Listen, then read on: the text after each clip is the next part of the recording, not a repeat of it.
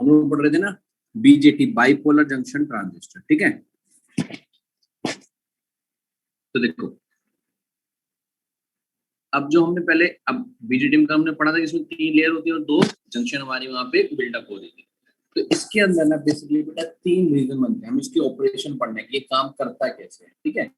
तो ट्रांजिस्टर जो है वो 3 टर्मिनल डिवाइस था, और 3 टर्मिनल डिवाइस के अंदर क्या होता है, डिफरेंट सेमीकंडक्टर मटेरियल होंगे, ठीक है। तो क्या करता है वो, जो अगर उसके अंदर डिफरेंट सेमीकंडक्टर मटेरियल्स हैं तो वो कैसे एक्ट कर रहा है, आइदर इंसुलेटर, आइदर कंडक्टर और आइदर सेमीकंडक्टर, ठीक है। उसके अंदर 3 टर्मिनल्स हैं, तीनों के अलग अलग। तो वो कह रहा है अगर वो तीनों जो हमारे टर्मिनल हैं डिवाइस के, अगर वो डिफरेंट सेमीकंडक्टर से बने होंगे तो उनका ऑपरेशन भी क्या होगा, तीनों का अलग अलग होगा। फॉर एग्जाम्पल कोई आइदर इंसुलेटर की तरह बिहेव करेगा, कोई कंडक्टर की तरह बिहेव करेगा। तो जो एक ट्रांजिस्टर होता है ना, उसके अंदर एबिलिटी होती है कि वो चेंज ला सकता है किसी भी 2 स्टेट के अंदर, ठीक है, और बिहेव कर सकता है एज अ 2 फंक्शन। डॉलर काम कर रहा है ना एक सेम। तो ट्रांजिस्टर की ये एबिलिटी होती है, ये फंक्शन होता है उसका, कि वो किसी भी 2 स्टेट्स को इनेबल कर सकता है एक साथ, ठीक है। फॉर एग्जाम्पल स्विचिंग हो गया। अब स्विचिंग देखो, एक ऑन होता है एक ऑफ होता है, दोनों अलग अलग चीजें हैं ना, लेकिन एक ही साथ काम कर रही है, ठीक है। This is possible only because of transistor. Similarly amplification. तो जब हम बात करते हैं हमारे रीजन की, ऑपरेशन की, तो कहता है इसके अंदर डिफरेंट मटेरियल्स होते हैं, इसलिए ये 2 अलग अलग तरीके से भी काम कर सकता है एक साथ। तो अब इसके अंदर ना बेटा 3 रीजन होते हैं, जब ये काम करता है तो वहां 3 रीजन बनते हैं। पहला रीजन हमारा बनता है एक्टिव रीजन। एक्टिव रीजन कौन सा होता है, जहां पे काम करता है। दूसरा होता है हमारा सैचुरेशन रीजन, ठीक है। तीसरा होता है हमारा कट ऑफ, ठीक है। तो ये हमारा 3 रीजन में अलग अलग तरीके से काम करता है। पहला कौन सा हो गया, एक्टिव रीजन। अब एक्टिव रीजन कौन सा होता है, जिसमें जो ट्रांजिस्टर है वो एज ए एम्पलीफायर की तरह काम करता है, उसे हम लोग कहते हैं एक्टिव रीजन, ठीक है। अभी मैंने बताया ना ट्रांजिस्टर एक साथ 2 काम करता है। कौन सा 2 काम करता है, वो स्विच की तरह भी काम करता है और एम्पलीफायर का काम भी करता है, ठीक है। तो कह रहा है जब हमारा एक्टिव रीजन होगा, उस रीजन में जो हमारा ट्रांजिस्टर होगा वो कैसे काम करेगा, उस रीजन में वो हमारा काम करता है एज अ एम्पलीफायर। और जब हमारा सैचुरेशन रीजन होगा, जब मैक्सिमम करंट फ्लो कर रहा होगा, उससे ज्यादा नहीं जा सकता, तो उस केस में जो हमारा ट्रांजिस्टर होता है वो एज अ स्विच काम करता है, ऑन ऑफ के बराबर, ठीक है बेटा।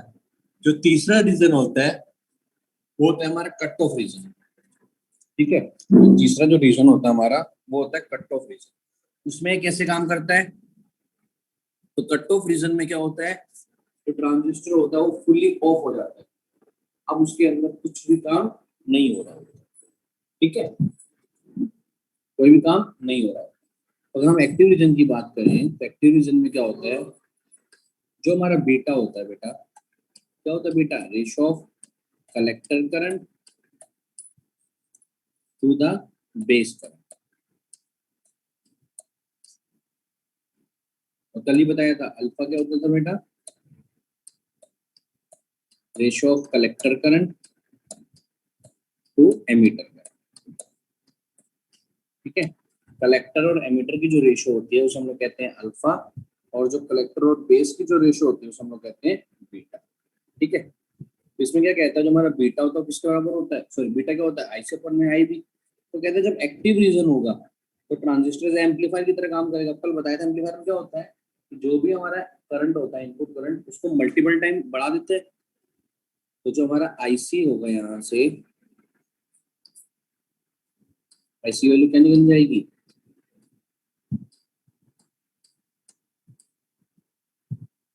बीटा टाइम आई बी,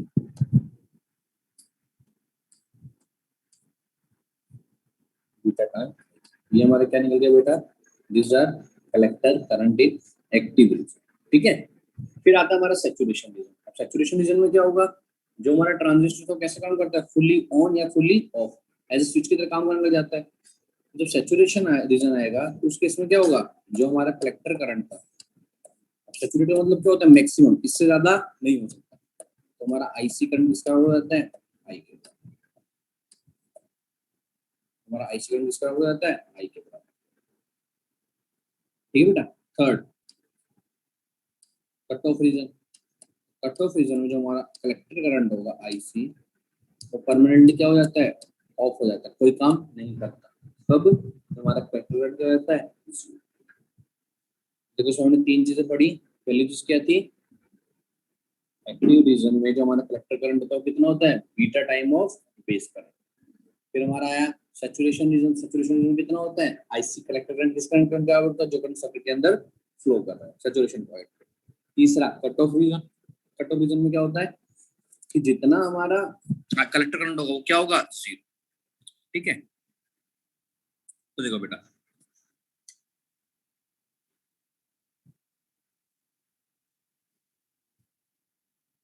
अब देखो, अब इसके अंदर ना बेसिकली दो टाइप होते हैं, वो कल भी बताए थे, एनपीएन और पीएनपी। अब उनको हमने तीन पैरामीटर्स में क्लासिफाई कर दिया था, एमीटर, बेस और कलेक्टर। ठीक है, तो देखो इस डायग्राम में वही दिखा रखा था, एमीटर, बेस, कलेक्टर। नीचे देखो जो वोल्टेज दिखा रखी है, एक सेकंड, ये देखो, ये वही है जो कल मैंने बेसिक कराया था। ये देखो, ये हमारा कौन सा है, पीएनपीएन टाइप, ये कौन सा है, एनपीएन टाइप। ठीक है, अब इसका अगर सिंपल डायग्राम बनाऊं तो देखो, हमने ये पी वाला डायोड था, हमने पी वाला डायोड लिया, ये पी वाला डायोड था, ये पी वाला डायोड लिया। अब इनमें हमने पढ़ा था एक पी प्लस होता है, मतलब एक हेवली डॉट होता है, एक नॉर्मल डॉट होता है। ठीक है, और जो बीच वाला था उसको हमने क्या कर दिया, कॉमन। सिमिलरली इस वाले में देखो, ये हमारा एन टाइप है, ये भी हमारा एन टाइप डायोड है। जो पी टाइप था उसको हमने, ठीक है, तो कल इसका डायग्राम बताया था कैसे बनाते हैं ये। अब इसमें एनपीएन है, पीएनपीएन कैसे बनता है, एरो से। अगर एरो बाहर की तरफ है तो क्या होता है, एनपीएन, और अगर एरो अंदर की तरफ है तो क्या कहते हैं, पीएनपी। ये बताया था कल।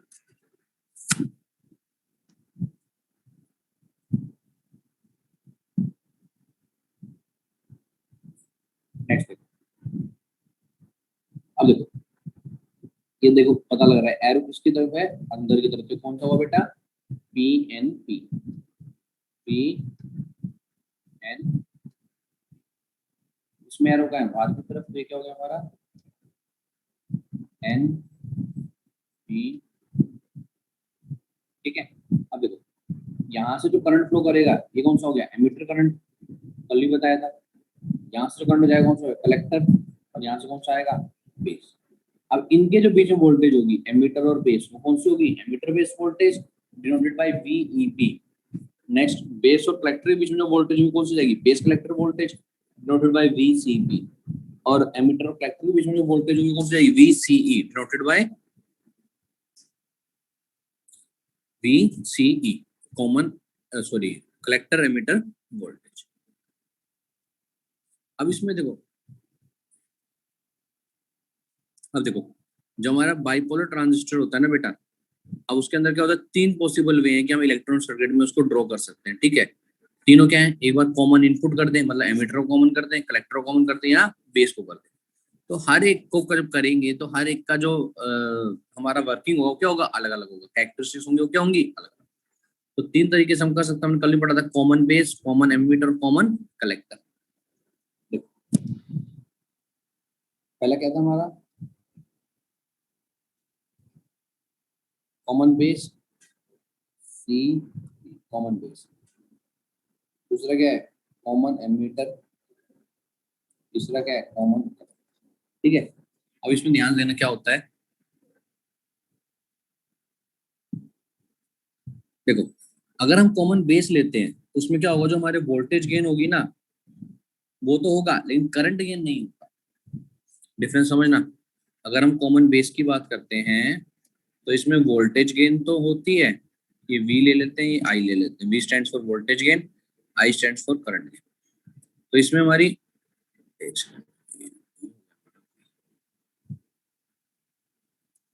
देखो इसमें हमारा वोल्टेज गेन तो होती है, लेकिन इसमें हमारा करंट गेन नहीं होता जब हम कॉमन बेस लेते हैं।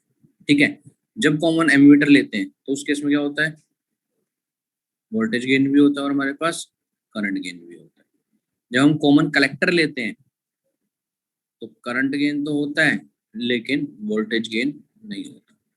अब एक छोटी सी बात है समझनी, क्यों नहीं होता। देखो अब पहले बात करते हैं कॉमन बेस। जब कॉमन बेस लेते हैं तो एक हमारा एमीटर होता है, एक हमारा कलेक्टर होता है। ठीक है, तो कलेक्टर जो होता है वो करंट प्रोड्यूस करते हैं, तो इस कारण वहां पे करंट गेन तो मिल जाता है, और इनपुट में कोई वोल्टेज नहीं होती, इसलिए हमें वोल्टेज गेन वहां पे नहीं मिलता। कॉमन एमीटर जब कर देते हैं तो उस केस में क्या होता है, हमें दोनों मिलते हैं, और कॉमन कलेक्टर में हमें गेन करंट गेन तो मिल जाता है पर वोल्टेज गेन नहीं मिल पाता। ठीक है,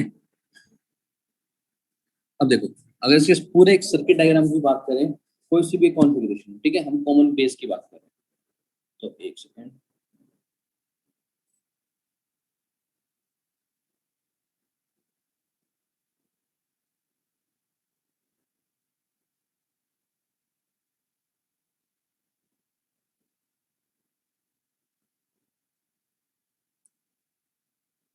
ये देखो बेटा,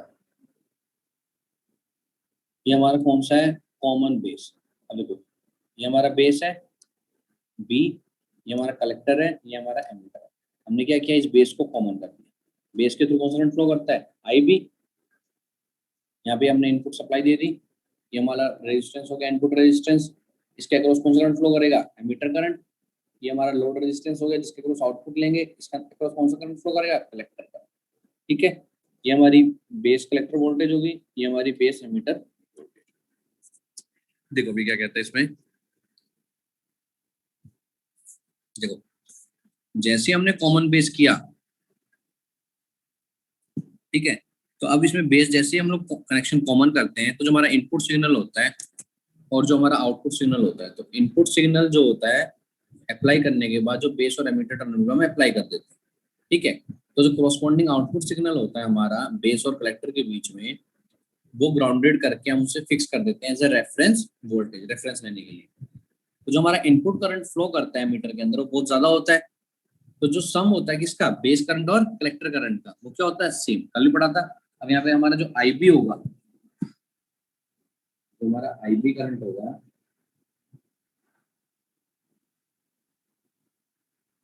आईबी इसके बराबर होगा, कॉमन किया है ना हमने, तो आईबी करंट यहाँ आ रहा है, आई में, और यहाँ भी आ रहा है, क्या हो जाएगा, IB is equal to I plus I. तो आप ये पूछोगे बेटा यहाँ पे तो डायरेक्शन ऐसे, यहाँ पे डायरेक्शन ऐसे क्यों है, क्योंकि ये किसमें होता है, रिवर्स बायस में, इसमें। ठीक है, because collector is in reverse bias. जो हमारा इनपुट करंट फ्लो करता है मीटर के अंदर वो बहुत ज्यादा हो जाता है, किस बराबर होगा, सम ऑफ बेस और कलेक्टर करंट के बराबर। तो जो कलेक्टर करंट यहाँ पे हुआ हमारा वो लेस होता है किससे, एमीटर करंट से, resulting into a current gain, जिसके कारण हमें वहां पे हमारा करंट गेन मिल जाता है। अगर हम इस टाइप के एम्पलीफायर कॉन्फ़िगरेशन की बात करते हैं तो ये क्या है, नॉन इन्वर्टिंग एम्पलीफायर। ठीक है, अब इसमें जो वोल्टेज होगी वो वी इनपुट होगी और आउटपुट वोल्टेज क्या होगी, वी आउट। ये हमेशा किसमें रहती है, सेम फेज में। हमने एक चीज पढ़ी हुई बेटा, आरएलसी पढ़ा था ना, सर्किट आरएलसी, रेजिस्टेंस क्या होता था, सेम फेज में होते थे दोनों, याद है, इनपुट आउटपुट वी और आई किसमें होते थे, सेम फेज में। रेजिस्टर में एक चीज आगे होती थी 90 एक चीज पीछे होती थी, कैपेसिटर में एक चीज आगे होती थी एक चीज पीछे होती थी। इसमें सेम ये कहता है कि इसमें जो हमारे इनपुट और आउटपुट वोल्टेज होती है वो हमेशा किसमें होती है, सेम फेज के अंदर होती है। तो जो ट्रांजिस्टर होता है उसमें जरूरी नहीं होता कि हाई वोल्टेज कैरेक्टरिस्टिक ही हर बार मिले। जो आउटपुट कैरेक्टरिस्टिक होती है वो फॉरवर्ड बायस डायोड, और जो इनपुट कैरेक्टरिस्टिक होती है वो फोटो डायोड पे भी डिपेंड करती है। और जो हमारा बोलर बाइपोलर ट्रांजिस्टर कॉन्फ़िगरेशन होता है वो क्या होता है, ratio of the output to the input resistance. अब आउटपुट रेजिस्टेंस क्या होगा बेटा, यहाँ पे आर एल, आर एल, और इनपुट रेजिस्टेंस क्या है, आर, रेशियो बन गई R L divided by are.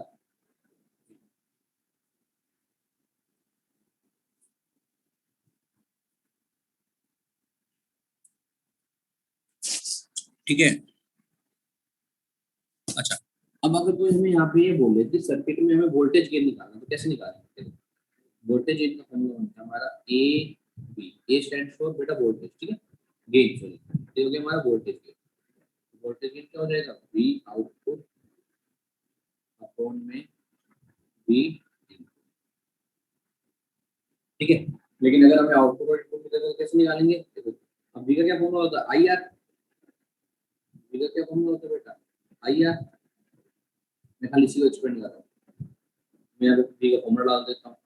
इस वी का फॉर्मूला क्या हो जाएगा? I R. तो आई कौन सा होगा बेटा? आउटपुट वाला। आउटपुट वाला आई कौन सा होता है? Collector current.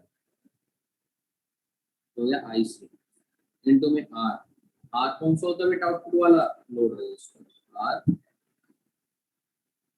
Divided by we input. अब इनपुट में कौन सा है यहाँ पे हमारा? करंट कौन सा है? Ammeter current. और रेजिस्टेंस कौन सा है? R in. हमारा वोल्टेज भी निकालने का फॉर्मूला हो गया।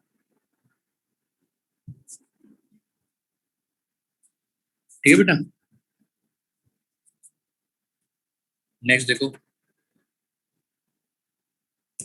अच्छा, अब इसी में अगर मैं कॉमन एमीटर की बात करूँ, कॉमन बेस का, अगर हम कॉमन एमीटर की बात करें,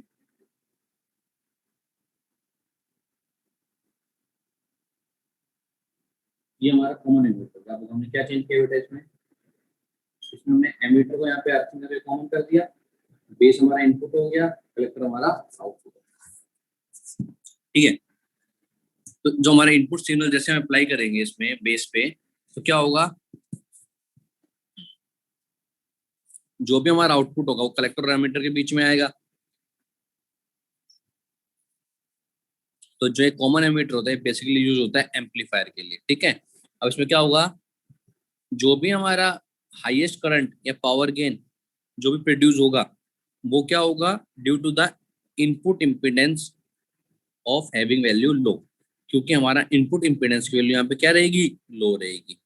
ठीक है। क्यों लो रहेगी? Because it is connected in forward bias. और जो हमारा आउटपुट इम्पीडेंस होगा वो किसमें होगा? Reverse bias. अगर वो रिवर्स बायस में होगा तो वहां पे हमारा इम्पीडेंस क्या होगा? ज्यादा।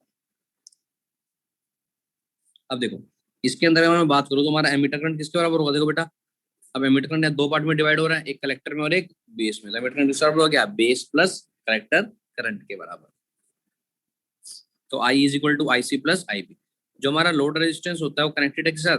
ध्यान से, वो सीरीज में कनेक्टेड है कलेक्टर के साथ।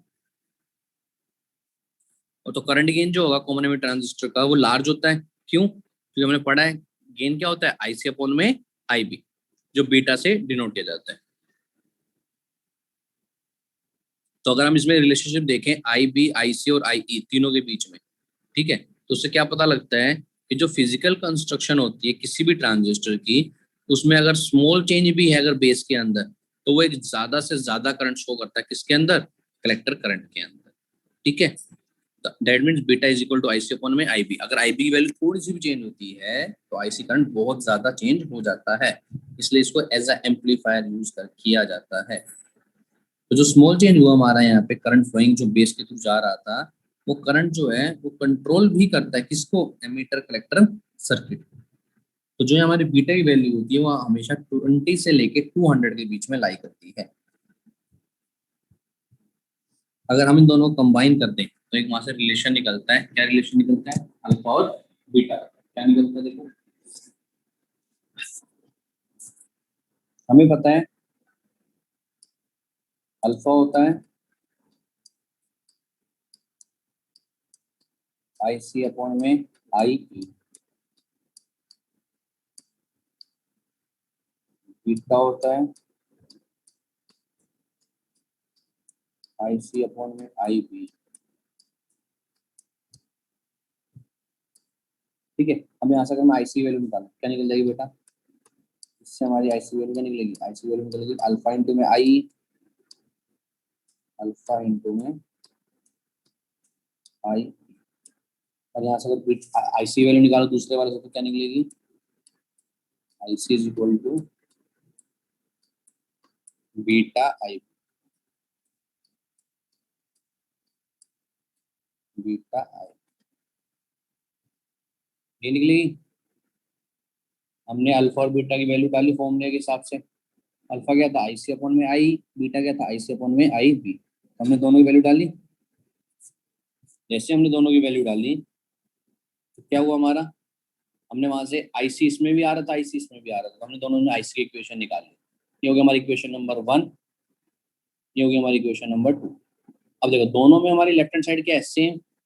यहाँ पे भी क्या है हमारा आईसी, यहाँ पे भी क्या है हमारा आईसी, है ना बेटा। दोनों तरफ क्या है सेम।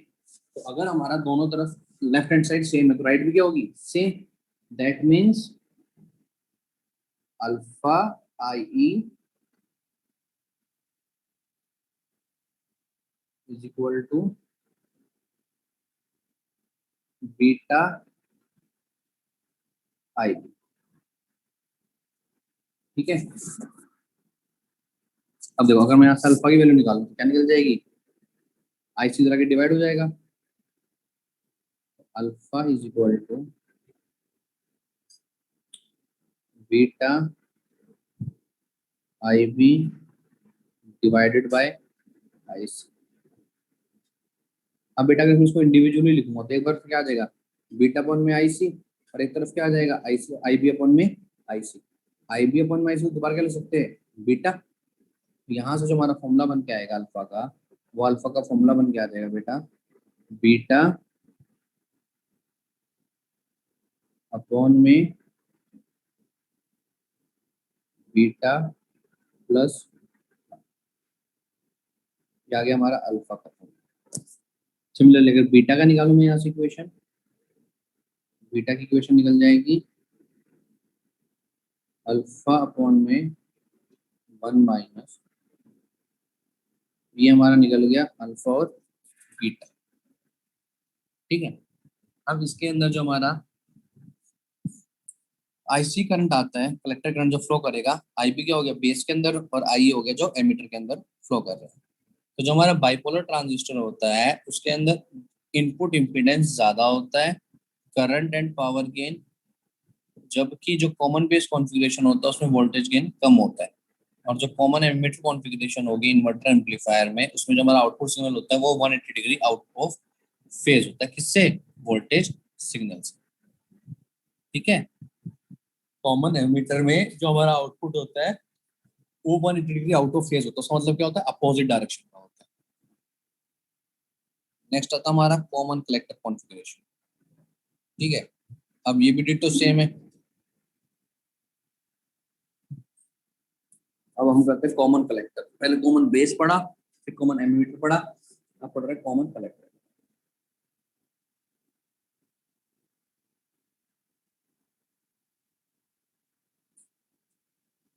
देखो बेटा कॉमन कलेक्टर, अब इसमें क्या हुआ, इसमें हम कलेक्टर को कॉमन करेंगे। ठीक है। तो हमने क्या किया,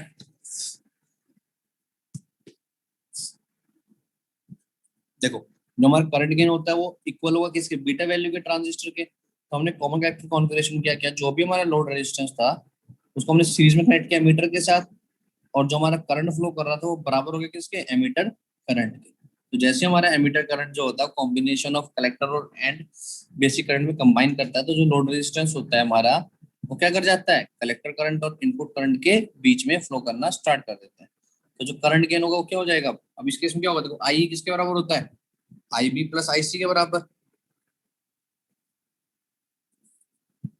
जो हमारा आई ई होता है बेटा एमीटर करंट, डायग्राम से देखो किसके बराबर है,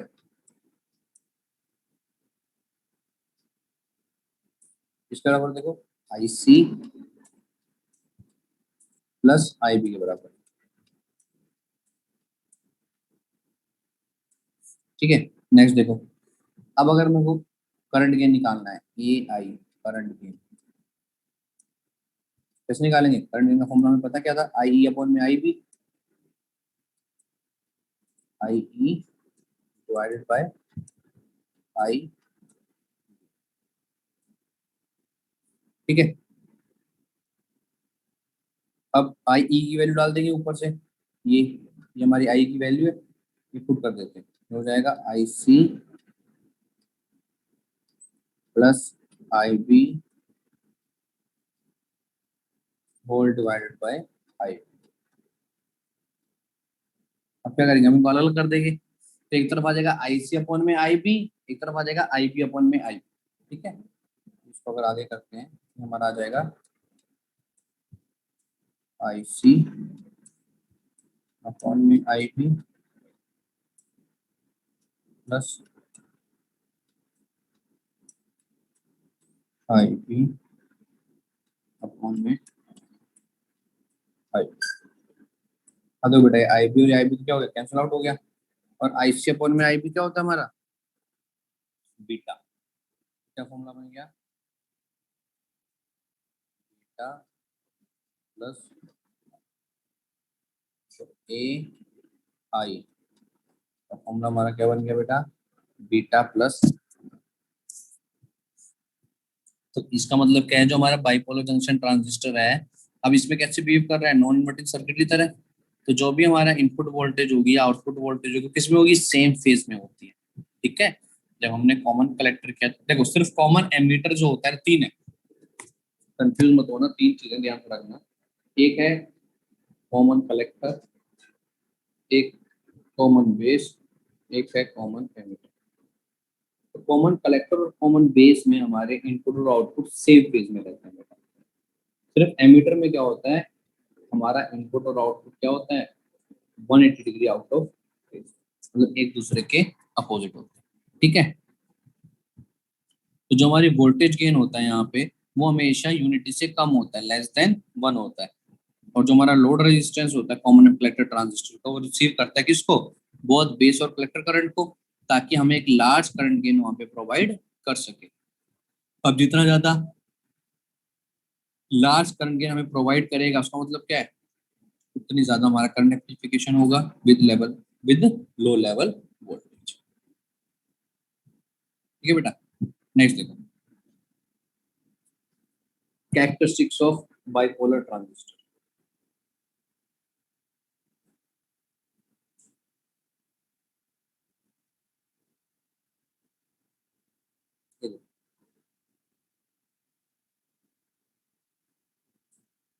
ये तीन कैरेक्टरिस्टिक्स होती है बेटा बेसिकली इसमें। पहली इनपुट कैरेक्टरिस्टिक्स, दूसरी आउटपुट, तीसरी ट्रांसफर कैरेक्टरिस्टिक।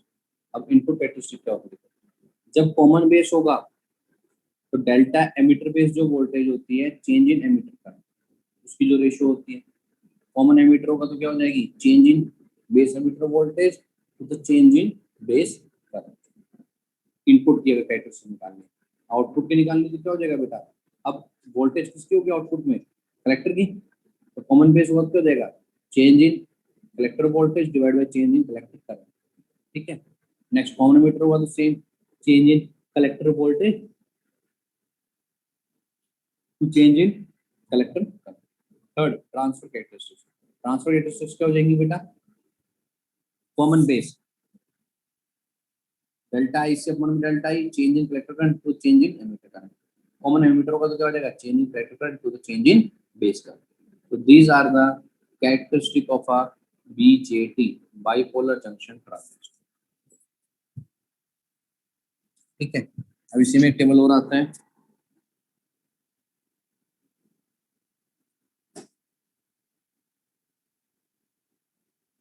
ये देखो,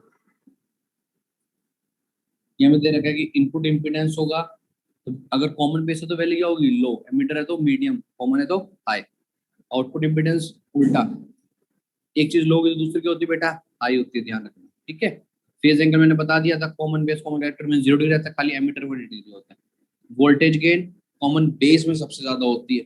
ठीक है, करंट गेन कॉमन कलेक्टर में सबसे ज्यादा होगा, और पावर गेन कॉमन एमीटर में सबसे ज्यादा होगा।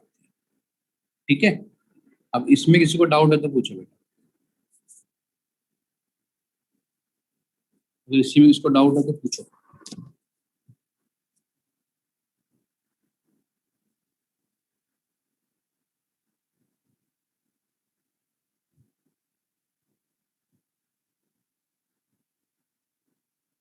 किसी कोई डाउट है इसमें?